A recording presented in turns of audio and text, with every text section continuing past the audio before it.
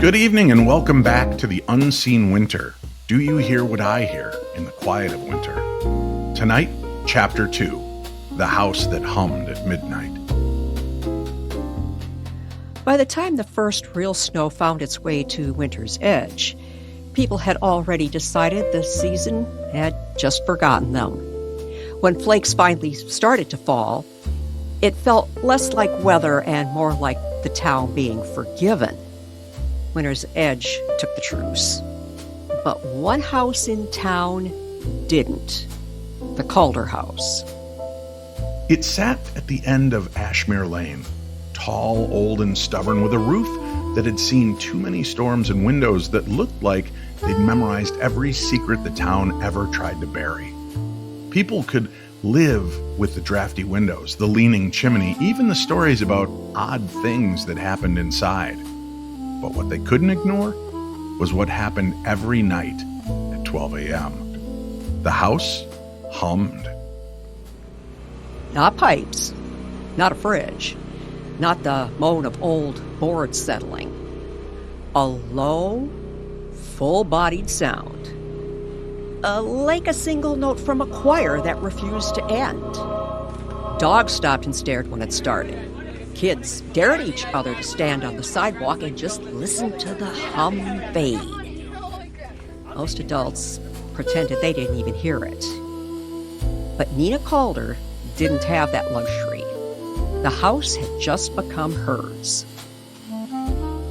At 28, Nina arrived with 2 suitcases, one box labeled fragile-ish, and a heart still bruised from a divorce she talked about in short sentences and long silences. She expected dust, maybe a bat or two, and a laundry list of repairs. She did not expect the house to sing.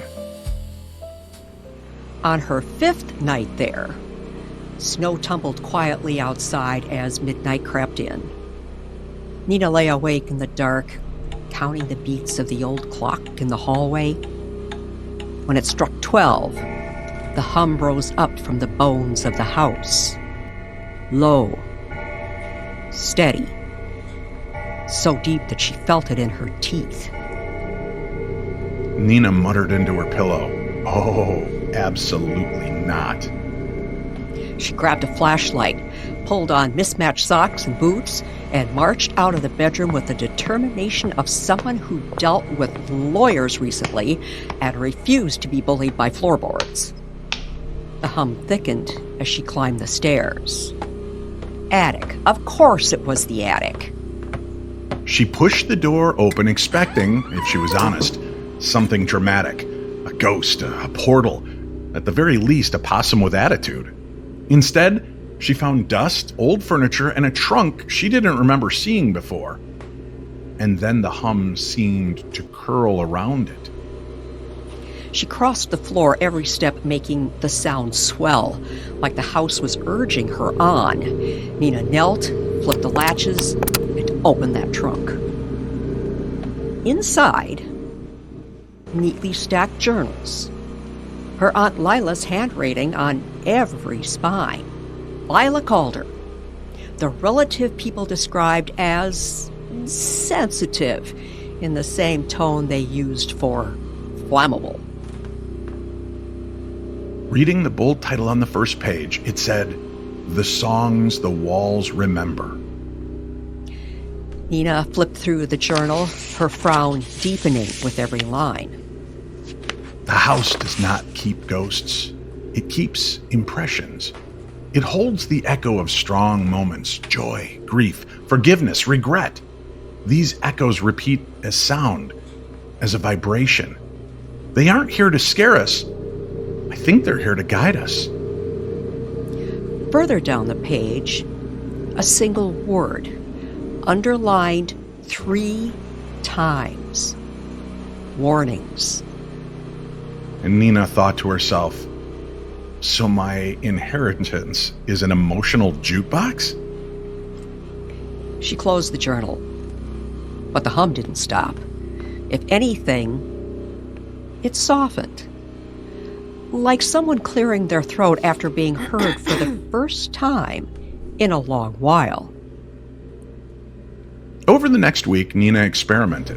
When the hum grew stronger, she followed it. When it faded, she doubled back. The first time, it led her to a slightly warped section of hallway paneling. She pressed on it, and the panel popped open, revealing an unopened letter from her mother, postmarked years ago, addressed to Nina, but never delivered. She opened it sitting on the floor, legs numb, hands shaking just enough to betray her. The letter didn't contain a revelation, no family curse, and no hidden fortune. Just a simple apology for the way her mother hadn't shown up when Nina needed her most. And a clumsy, honest attempt to say, "I love you. I just didn't know how then." The hum gentled, like a hand smoothing a wrinkle. Another night, the vibration tugged her toward a loose floorboard in a small room that had briefly been her childhood bedroom during one very messy year. Underneath lay a tin box of childhood sketches. All houses with windows glowing yellow. People with their arms stretched toward one another. Drawings no one had praised. Drawings she'd forgotten she even made. A third time, the hum settled in the narrow crawl space of the attic. Nina squeezed in and found a crumpled photograph. Her and Aunt Lila on the porch, summer light caught in their hair, both of them laughing so hard they were blurred. She remembered that day.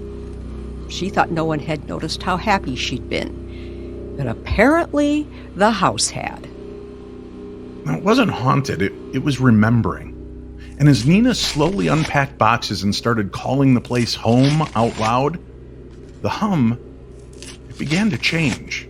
Less frantic, less insistent. It was more like a song that finally found its right tempo. And then came the storm. It rolled in one night from the north, heavy and disoriented, as if winter had missed its exit and turned around too fast. Snow just hammered the Calder house, wind clawing at the eaves. The whole neighborhood disappeared behind thick, white noise. Midnight struck. The house didn't hum. It roared. The vibration shook the light fixtures, rattled the old picture frames, made the glasses in the kitchen cabinet knot together like nervous teeth. Nina staggered into the hallway, one hand on the wall to steady herself. When she raised her voice, "Okay, I get it. Something's wrong. You can stop trying to shake me out of bed." The sound pulled her up the stairs again, louder with every step. Not menacing, urgent. In the attic, the hum dropped lower, focusing into one spot on the floorboards near the center of the room. Nina knelt and pressed her hand to the wood. The vibration stopped immediately, recognizing her. She ran her fingers along the seams of the boards until she felt an edge that didn't belong. A hidden drawer so seamlessly built it might as well have been invisible. She pried it open, and inside lay a small, broken music box and another folded note in Aunt Lila's handwriting. Nina, you feel people more than you admit. You see where they hurt, and you assume it's your job to carry it. That's not a flaw. It's your compass. And don't let anyone convince you that caring deeply is a mistake. Nina sat back hard, the attic spinning for a moment. Her ex's voice surfaced from memory, sharp and dismissive. "You always give people the benefit of the doubt. That's why you get hurt. Grow up." The house vibrated faintly beneath her, as if rejecting the echo.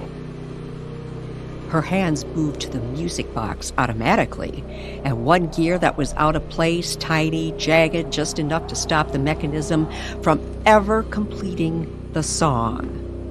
She fetched a small screwdriver from the kitchen drawer, came back and worked the piece into alignment with a care that she rarely gave herself. The box clicked. Then, softly, shakily, it began to play. Not perfectly and certainly not smoothly, but it was playing. And the house, for the first time since she moved in, began to settle. The hum didn't cut off, but it seemed to exhale, like a long-held note finally allowed to resolve. The storm outside lost its teeth. By morning, winter's edge woke under a calm, thick blanket of snow. Plows carved paths through the white. Children tested the drifts with cautious excitement. Inside the Calder house, the air felt softer. Nina found herself doing small things that she hadn't done in months. Making coffee for more than just the caffeine. Opening curtains instead of hiding in dim rooms. Saying good morning to her reflection and not immediately looking away. She caught herself laughing at a joke on the radio and didn't feel guilty about it at all. The house, for its part, stayed mostly quiet. Mostly. Because every so often, just on the edge of perception, Nina heard a faint vibration. Not the full midnight hum, more like the first pluck of a string before a song starts. It was curious, like it was testing the air. One night, she stood at the front window with the lights off, mug warming her hands and watching snow drift down in slow, lazy spirals.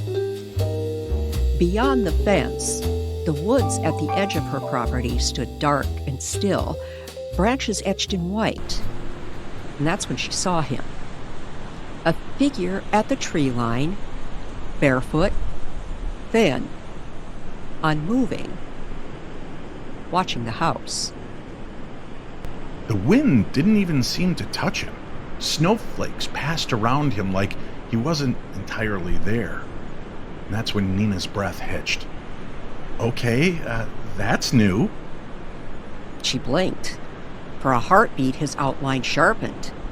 And something about him tugged at the same place inside her that the house's hum had always reached. Not fear, recognition. Then he was gone. No footsteps in the snow, no shadow slipping between trees. Just the faintest tremor in the walls behind her. Like the house was quietly acknowledging a visitor. It remembered from somewhere older than Nina's lifetime. Far away in a town called Briar's Crossing, a girl named Mara had once watched a barefoot boy standing on a creek that shouldn't have been frozen. Now, in Winter's Edge, Nina Calder watched the same kind of figure at the edge of her woods. The snow had finally come, but winter, the real winter, the one made of memory, regret, hope, and unfinished stories, was still rearranging itself. And somewhere in that shifting silence, the season began stitching people together. People who had never met, but were about to change each other's lives. Tune in tomorrow to Chapter 3 of The Unseen Winter. Do you hear what I hear in the quiet of winter?